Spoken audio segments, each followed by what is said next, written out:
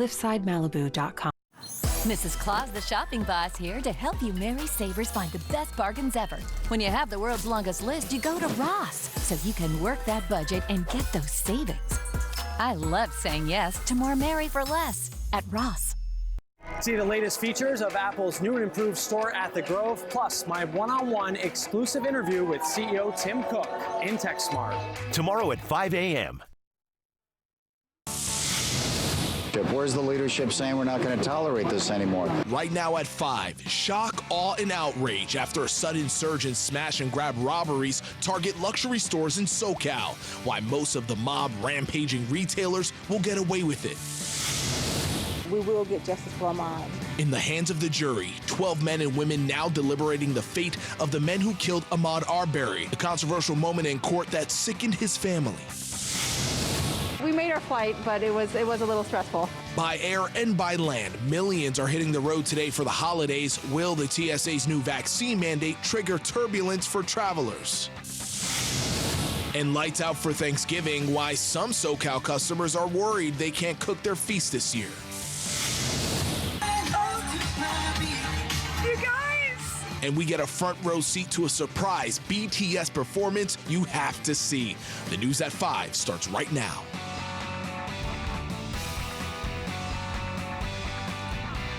Well, happy Tuesday. That BTS thing, by the way, is an exclusive to KTLA. Oh, yeah. Because it's my video. I'm excited for you. This is the KTLA 5 News at 5. I'm Cher Calvin. And I'm Paige Rivera. Thank you for joining us. We're going to get to that BTS stuff because it is exciting. We'll talk about that later. But first, our top story. Nordstrom's at the Grove is the latest target in a surge of smash and grab robberies just as the holiday season gets going. The thieves breaking in and making off with thousands of dollars in merchandise. That's right. LA police chasing down some of the suspects and adding more officers near stores. KTLA 5's Lauren Lister is live at the Grove where businesses want action. Lauren?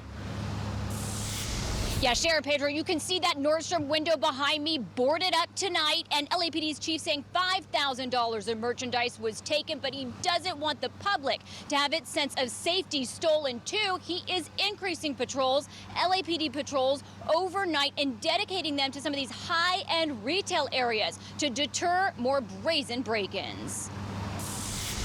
Are you clear? A visible LAPD presence at the Grove today after Nordstrom was a target of a flash mob smash and grab. Police saying around 20 people swarmed the store late last night, leaving behind broken glass, a sledgehammer, and strong reaction to the brazen crime. Where is the leadership? Where's the outrage of the leadership? Where's the leadership saying we're not going to tolerate this anymore? It's part of a broader flash mob retail theft trend. This video shows thieves last week stealing $120,000 in merchandise from a Chicago area Louis Vuitton, police there say. Friday night, a ransacking of high-end retailers in San Francisco's Union Square. A day later, authorities say around 80 people rushing into a Nordstrom in nearby Walnut Creek, calling it organized theft. Here in L.A., Chief of Police reacting to the attack at the Grove. That was the first event that we've seen in the city that does match something that we're seeing in other parts of the country.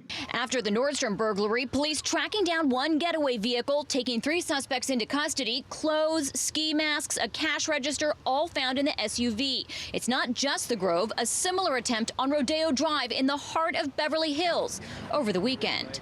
You know, the cars lined up here on this street and then tried to get in this window. Just after midnight Sunday, police say a sledgehammer was used to smash the glass of Louis Vuitton and Saks Fifth Avenue stores. Suspected thieves in those cases unable to get inside. Because most of the businesses throughout here have this glass that's virtually bulletproof, and you can't break into it. Leaders in Beverly Hills, LAPD, and at the Grove today all talking about stepped-up security and safety measures, but an LA County prosecutor critical of District Attorney George Gascon says this problem remains. There's just not a deterrent factor anymore. Right now, we have a DA who really doesn't care about these types of crimes.